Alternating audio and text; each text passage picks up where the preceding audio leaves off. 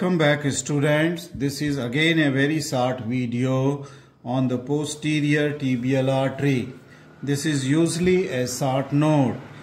The question is, describe the posterior tibial artery. So we are still on the back of the leg, okay, posterior compartment of the leg, flexor compartment. Now this is to be written under the following heads: introduction, the beginning of the posterior tibial artery, its course in the posterior aspect or into the flexor compartment of the leg, its relation, and finally its termination onto the posteromedial aspect of the ankle joint, and then branches and applied importance. Okay, so let us come first to the introduction. In introduction, we have seen that it is the terminal branch of the popliteal artery. Okay, it is terminal branch of the popliteal artery, and this is the major supply for the various part of the leg. Which part of the leg are supplied by this? It is the posterior compartment of the leg. Then it supplies through a branch, peroneal artery, to that of the lateral compartment of the leg, and then it supplies through its medial and lateral plantar branch to the blood to that of the sole. So it's a large area is supplied by the posterior tibial artery. Okay, the flexor compartment, that is the back side of the leg, or the posterior compartment of the leg, lateral compartment, through the peroneal artery, which is its major branch, and then the soleus through the medial and lateral plantar artery. These are the areas supplied by the, the posterior tibial artery. Okay, posterior.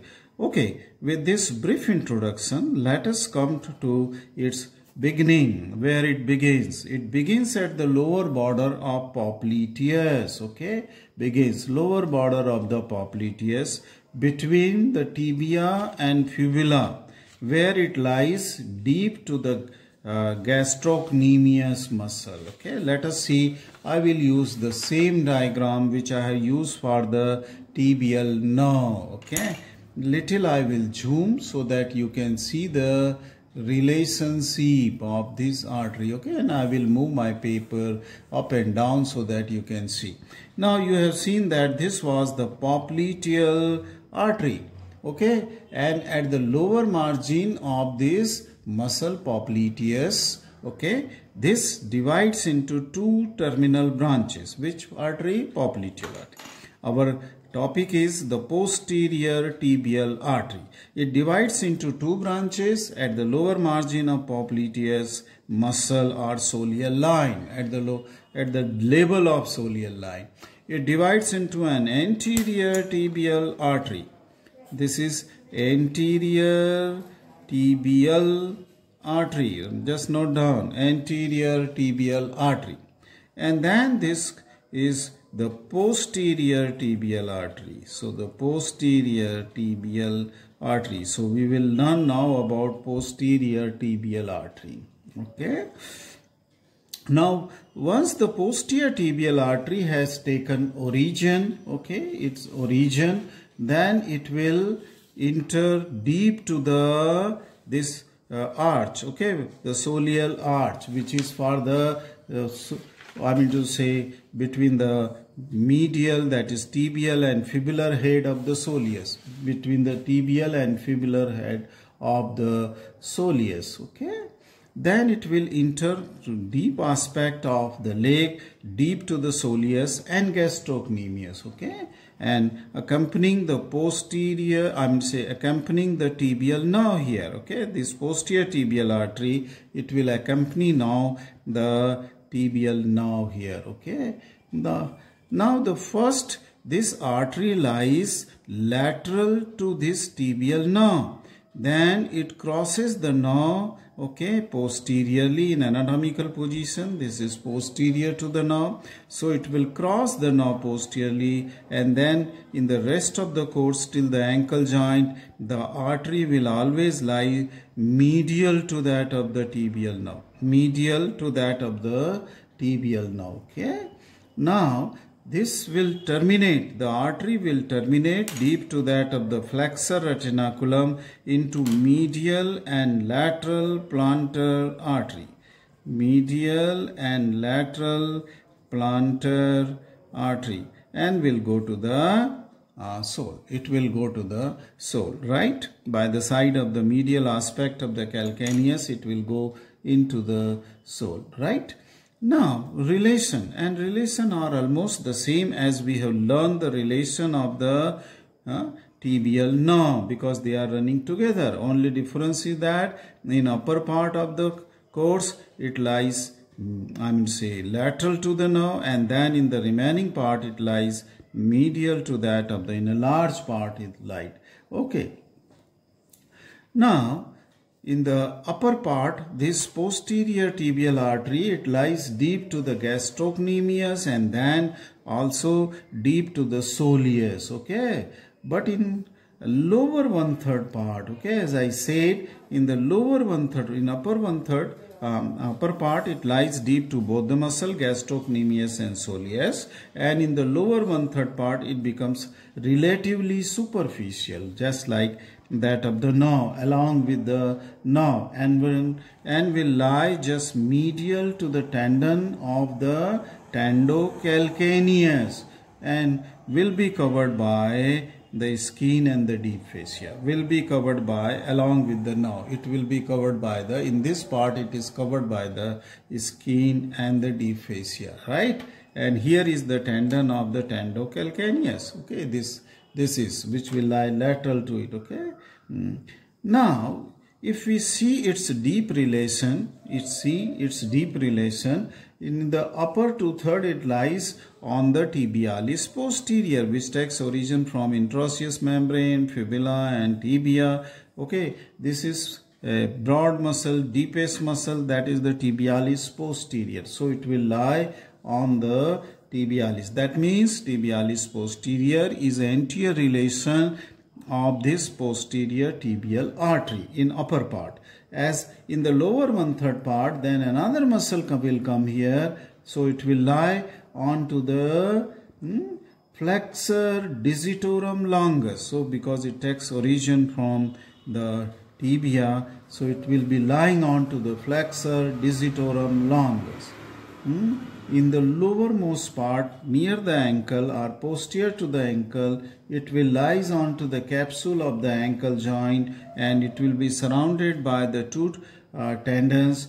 Flexor digitorum longus lies medially, and this tendon, flexor hallucis longus, will lie lateral to this artery as well as now. So just I will draw it here. Okay, this is the flexor hallucis longus, and this is the flexor digitorum longus, while it is lying deep to the flexor retinaculum and in the lower part also. Okay, so it will lie first on tibia bone itself, then onto the capsule of the ankle joint, so these are the superficial and the deep relation of the posterior tibial artery. Thus we have completed the course and the relation of posterior tibial artery. Right. Then we come to the branches. Okay. Branches. For that I will go to this aspect here. That means where I will show you the branches of the this. I was using the diagram which we have used for the posterior for the tibial nerve. Okay, course and relation I have told you. Okay, now I will just tell you about the branches of this artery, posterior tibial artery branches, right? So this is, let me reduce the zoom. Okay, coming to the original side. Okay, right, here is that. Now you can see the artery complete, in its complete, and I will tell you the branches. The first branch which will come out is the artery what is called as circumflex fibular, and this artery will wind round the posterior aspect of the fibula. Okay. Now this is the beginning of the posterior tibial artery, and the first branch will just go to encircle the neck of the fibula. Okay. And this branch is called as, okay, just I will note down here the branch's name, so you can also write down here, circumflex fibular. This is the circumflex fibular artery. Okay. So first branch. So I will write down the number also so that you should not miss it. Then the peroneal artery, okay, or the fibular artery, and this takes origin about 2.5 centimeter below the lower margin of the popliteus muscle or soleal line. Okay, as soon as this terminal branch of the popliteal artery into anterior and posterior, or its origin or beginning 2.5 centimeter below, this artery is given. See here, which runs laterally. It runs laterally onto the medial crest of the fibula. Okay. And this artery is called as number 2, peroneal artery. Peroneal artery. This is a big and thick branch which takes origin from the posterior tibial artery, major branch. And this peroneal artery is the major source to supply the lateral compartment of the leg, and then it will go on to the after lying close to the lateral malleolus and will divide into the lateral branches near the sole. Okay.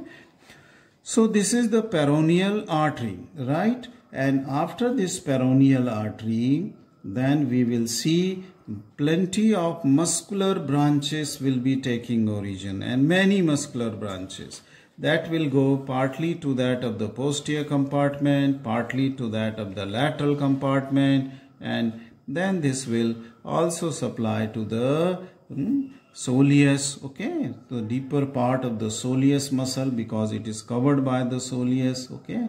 So many muscular branches, unnamed branches, that will supply to that of the medial and lateral compartment. Okay.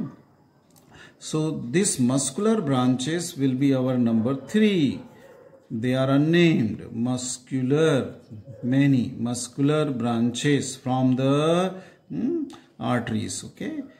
And these arteries will be taking origin from various places, going to the flexor digitorum superficialis, flexor digitorum, okay, to the various flexor muscle, flexor digitorum longus, flexor hallucis longus, tibialis posterior, and under surface of the soleus. Okay, these are the various areas supplied by, okay, this muscle, posterior tibial, while the peroneal artery, which is its branch, will supply to the lateral compartment mainly. It will supply to the lateral compartment.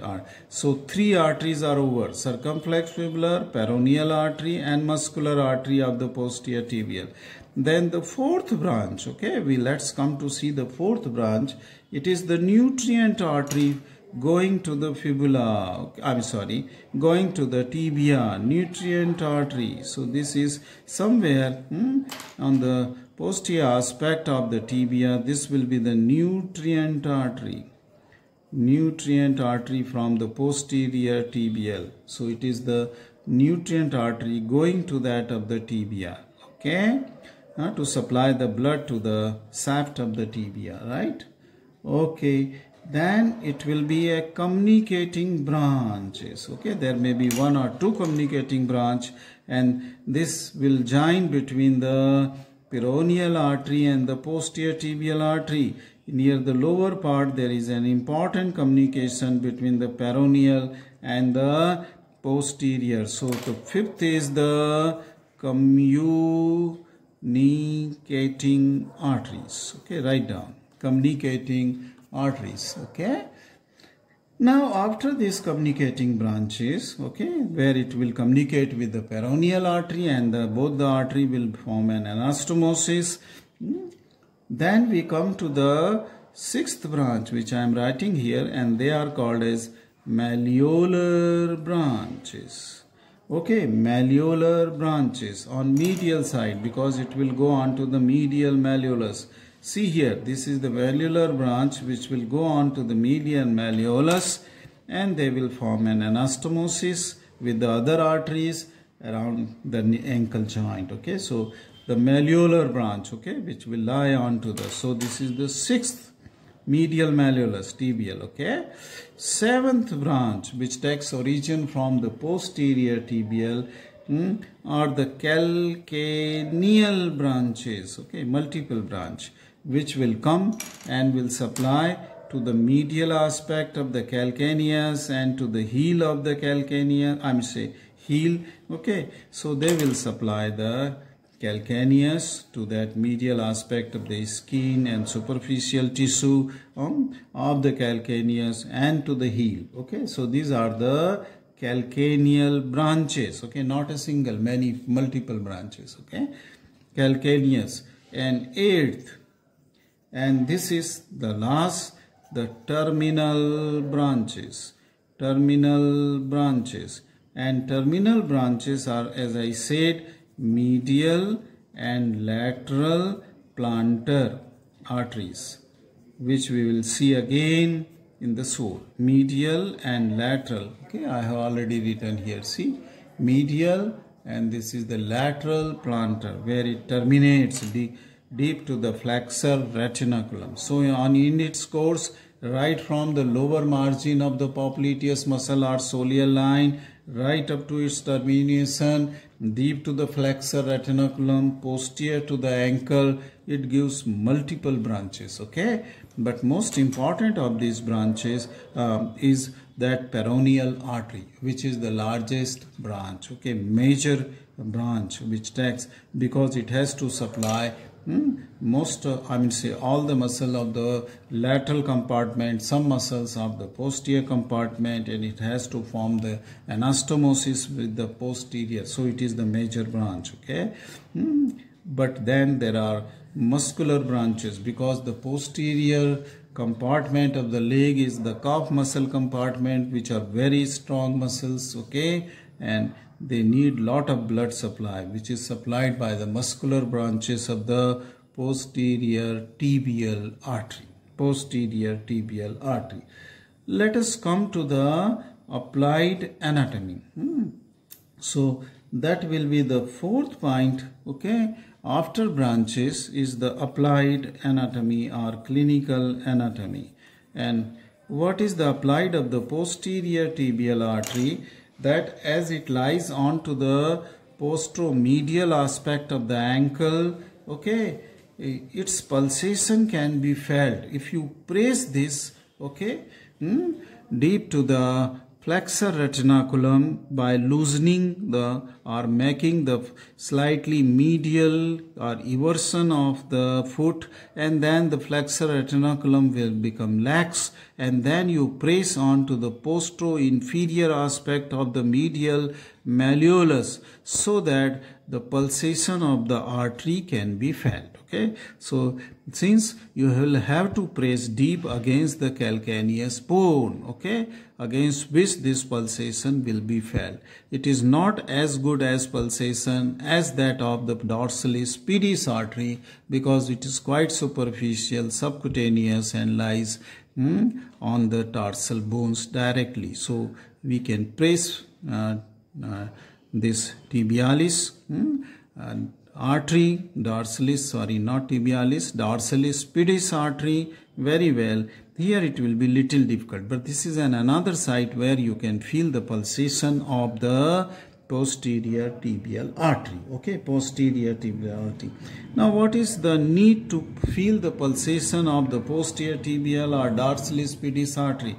Because in a disease what is called as the Berger disease or intermittent claudication, where you walk for some distance and then you get the pain, okay, tingling sensation, and then you have to stop, okay, after walking, because blood supplies becomes less, okay, so that the pain and the tingling sensation are felt in the area of supply of this, okay, in the foot. Okay, So then, okay, after some rest, again you start walking and then things will be okay. But after some time again, that is called as intermittent claudication, okay?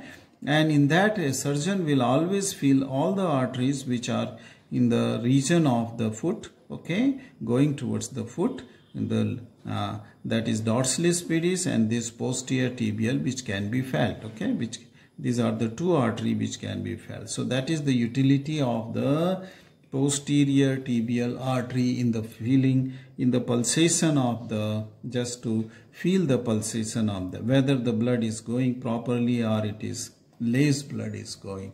This completes your short node on the tibialis posterior tibial artery, okay, right from its beginning at the lower margin of popliteus to that its termination into the medial and lateral plantar artery deep to the flexor retinaculum, its deep relation, its superficial relation, that means anterior relation, deep means anterior relation, and superficial means posterior relation, and its relation with that of the tibial nerve, okay, and many branches, and then about 8 branches I have mentioned here, and then ultimately its terminal branch where it will go into the soul, okay. Thank you very much for watching this video, okay. I have used the same diagram, okay, because it shows the relationship of the nerve with the artery and artery with that of the nerve. So you can draw 2 different diagrams, or you can draw the same diagram for both the description of both, that means for tibial nerve short node, as well as you can draw the same diagram for the description of the posterior tibial artery. Posterior tibial artery.